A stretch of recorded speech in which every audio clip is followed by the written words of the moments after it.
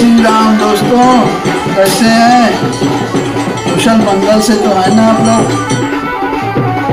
जहाँ तक मैं सोचता हूँ आप कुशल मंगल से ही होंगे। और आज हम श्री रामचरितमानस बाल कांड दोहा नंबर 97 से आगे की कथा सुनाएंगे। कथा बहुत अच्छी कहानी चल रही है, बहुत अच्छी जगह पर पहुंची है कि अब भगवान शिव की बारात महाराज हिमालय के यहाँ पहुंच गई है और भगवान शिव ने ऐसा वेश बनाया हुआ है। भगवान शिव के जो गण थे वो भी सब ऐसे वेश बनाए हुए थे।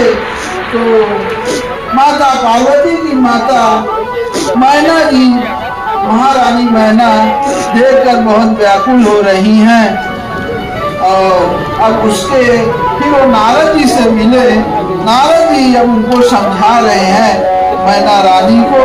क्या कह रहे हैं कि तेहि अवसर नारद सहित और ऋषि सप्त समेत समाचार सुनि तुहिन गिरी गौने तुरंत निकेत। अब मतलब है कि इस समाचार को सुनते ही हिमाचल उसी समय नारद जी और सप्त ऋषियों को साथ लेकर अपने घर गए। तब नारद सब ही समझा अपूर्व कथा प्रसंग सुना। मैना सत्य सुनाऊ मम बानी जगदम्बा तब सुता भवानी। अब कह रहे हैं कि तब नारद जी ने पूर्व जन्म की कथा सुनाकर सबको समझाया और कहा कि हे मैना, तुम मेरी सच्ची बात सुनो। अब तुम्हारी यह लड़की साक्षात जग जननी भवानी है। अजा अनादि शक्ति अविनाशिनी असदा शंभु अर्धंग निवासिनी। जग संभव पालन लय करनी अनिज इच्छा लीला बपुधारनी। जन्मी प्रथम दक्ष गृह जाई अनाम सती सुंदर तनु पाई। अतनु सती शंकर विवाही कथा प्रसिद्ध सकल जग माही। अब कह रहे हैं कि ये अजन्मा अनादि और अविनाशिनी शक्ति है, सदा शिव जी के अर्धांग में रहती हैं। ये जगत की उत्पत्ति, पालन और संहार करने वाली हैं और अपनी इच्छा से ही लीला शरीर धारण करती हैं। अब पहले ये दक्ष के यहाँ घर जाकर जन्मी थी, तब इनका सती नाम था। बहुत सुंदर शरीर पाया था। वहाँ ये सती शंकर जी से ही ब्याही गई थी और यह कथा सारे जगत में प्रसिद्ध है। ऐसा नारद जी माता रानी मैना को समझा रहे हैं। दोस्तों, कथा पूरी सुनिएगा और एक लाइक तो जरूर आज बनता है माँ भवानी के नाम पे। आगे है एक बार आवत शिव संगा देखो रघुकुल कमल पतंग। गंगा। ये हाँ भयो मोह शिव कहा न कीन्हा, अभ्रम बस बेसुसीय कर लीन्हा। हम कहते हैं कि ये एक बार इन्होंने शिव जी के साथ आते हुए राह में रघुकुल रूपी कमल के सूर्य श्री रामचंद्र जी को देखा, तब इन्हें मोह हो गया और इन्होंने शिव जी का कहना ना मानकर भ्रमवश सीता जी का वेश धारण कर लिया। इसीलिए हकीकत यही है कि माता सती जो थी, भगवान श्री रामचंद्र जी से उन्होंने प्रार्थना किया था कि अब मुझे इस शरीर से मुक्ति दिलाओ। तो प्रभु की लीला है, उसी समय वो अपने पिता के यहाँ गई और हवन कुंड में अग्नि स्नान कर लिए और फिर उन्होंने जब दूसरी बार रूप धारण किए तो माता पार्वती के नाम से शरीर से। तो यहाँ बहुत अच्छी कहानी है दोस्तों कि उनको जो जन्म लेना पड़ा, अगर माता सीता का रूप धारण नहीं करती तो भगवान शिव जरूर अपना लेते, लेकिन भगवान शिव शंकर महादेव के पूज्य आराध्य और पूज्य भगवान श्री रामचंद्र जी की पत्नी का रूप धारण किया तो भला वो कैसे अपनाते। बस उसी से पूरी आगे कथा है दोस्तों माता सती की।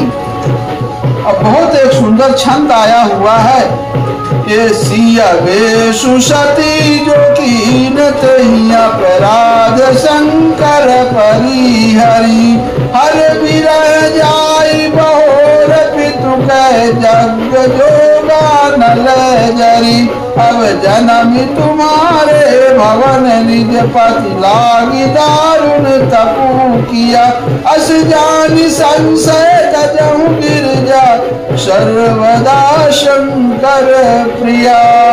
अब सती जी ने जो सीता का वेश धारण किया, उसी अपराध के कारण शंकर जी ने उनको त्याग दिया। फिर शिव जी के वियोग में ये अपने पिता के यज्ञ में जाकर वही योगा अग्नि में भस्म हो गई। तब इन्होंने तुम्हारे घर जन्म लेकर अपने पति के लिए कठिन तप किया, ऐसा जानकर संदेह छोड़ दो। तो सदा ही शिव जी की प्रिया अर्धांगिनी है।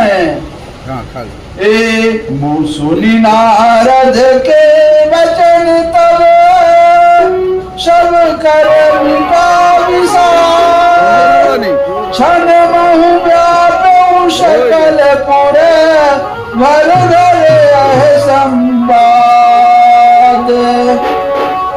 अब जब तब नारद के वचन सुनकर सबका विषाद मिट गया और क्षण भर में यह समाचार सारे नगर में घर घर फैल गया। क्यों नहीं फैलेगा? जहाँ भगवान शिव की अर्धांगिनी माता रानी जगत जननी पार्वती माँ हो, उसके साथ विवाह होता हो, ये बात तुरंत फैलती ही है। तब मैं नाही मुवंत नंदे, अपुनि पुनि पार्वती पखबंदे, ये नारी पुरुष शिशु युवा सयाने, अनगर लोग सभी अति हर्षाने। अब तक मैना और हिमान आनंद में मग्न हो गए और उन्होंने बार बार पार्वती के चरणों की वंदना की। और स्त्री पुरुष बालक युवा और वृद्ध नगर के सभी लोग बहुत प्रसन्न हुए। लगे हो न पुर मंगल गाना, असजे सब ही हाटक ढकना, ये भांति अनेक भई जौनारा, असूप शास्त्र जस कछु व्यवहार,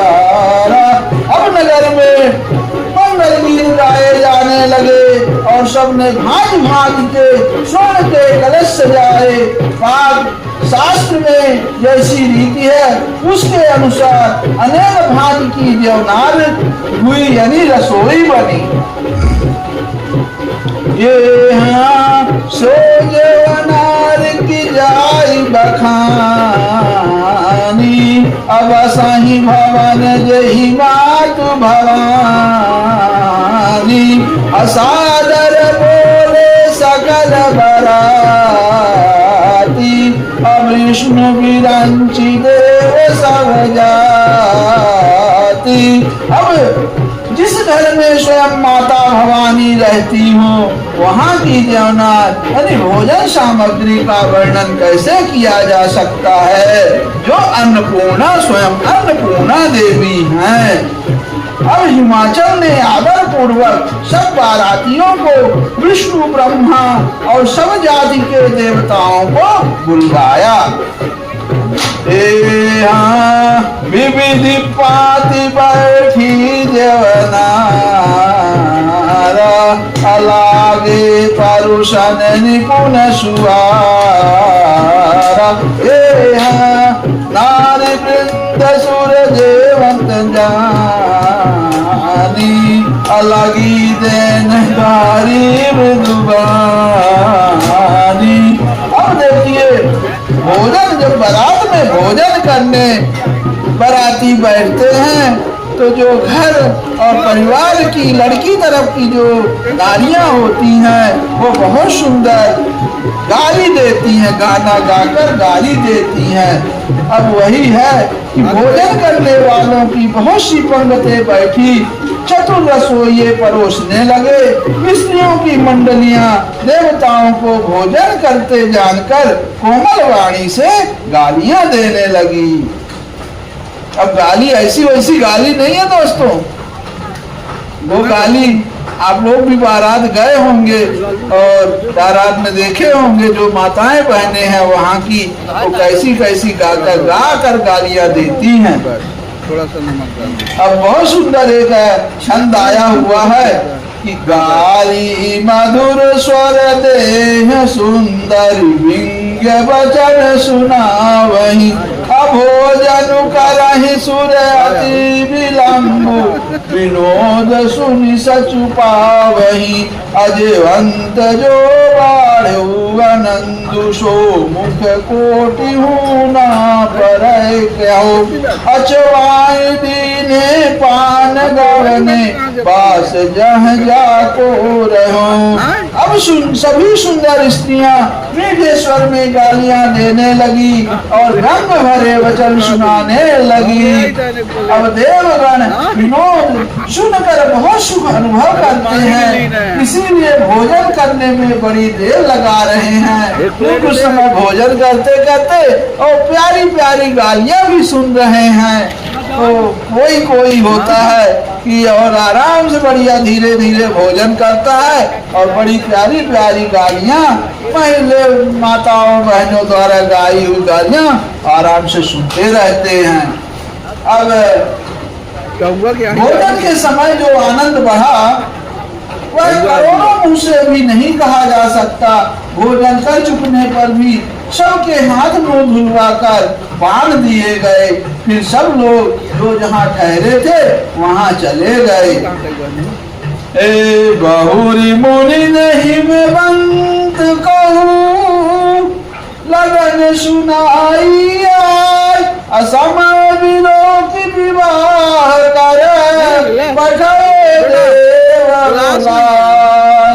अब फिर मुनियों ने लौटकर हिमवान को लगन पत्रिका सुनाई और विवाह का समय देखकर देवताओं को बुला ली भेजा। हाँ बोली सकल सुर सादर लीने, असबहि यथोचित आसन दीने। हाँ वेदी वेद विधान सवारी, अशुभग सुमंगल गावहि नारी। हाँ सिंहासन अति दिव्य सुहावा, अजाय न वरन विरंची बनावा। यहाँ बैठे शिव विप्रन सिरुनाई, अहिदय सुमिर निज प्रभु रघुराई। अब कहते हैं कि सब देवताओं को आदर सहित बुलवा लिया और सबको यथा योग्य आसन दिए। वेद की रीति से वेदी सजाई गई और स्त्रियां सुंदर श्रेष्ठ मंगल गीत गाने लगी। अब वेदिका पर एक अत्यंत सुंदर दिव्य सिंहासन था, जिसकी सुंदरता का वर्णन नहीं किया जा सकता, क्योंकि वह स्वयं ब्रह्मा जी का बनाया हुआ था।